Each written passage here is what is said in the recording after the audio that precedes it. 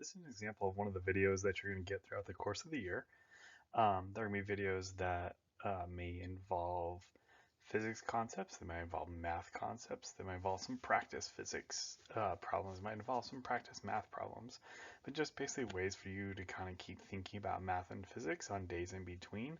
I promise to try and keep them at 5 minutes or less, kind of in that range. That way it's not taking up a ton of your time, it's just a quick little checkup for you as you're going through.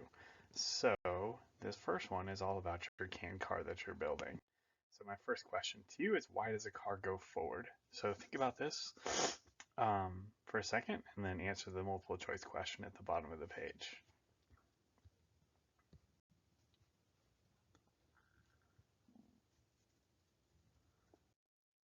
So why does a car go forward? Well, it's all about friction. You need that interaction between the ground and the car there, otherwise there would be no push. Um, there would be no drive going forward. It's not the engine that's pushing the car forward. It's not the wheels pushing the car forward. It's the interaction between the wheels and the ground.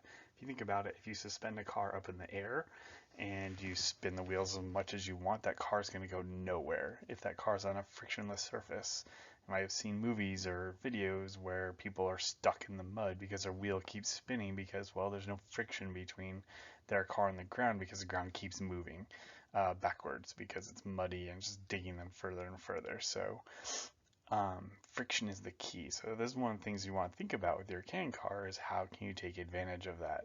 Now, granted, friction is also something that's going to slow you down too, but that's just another thing for you to keep in mind. Second question is, why does your CAN spin? So I want you to think about it for a second and then answer the question below. Key here is its tension. So tension is a force that resists motion, and you're building up tension in those rubber bands that are being stretched across.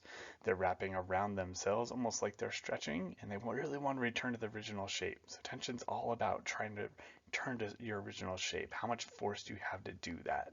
And that's where the tension is coming from. That's what's making the can spin, because those rubber bands want to unwind. And the only way they can do that is if they spin the can that they are attached to.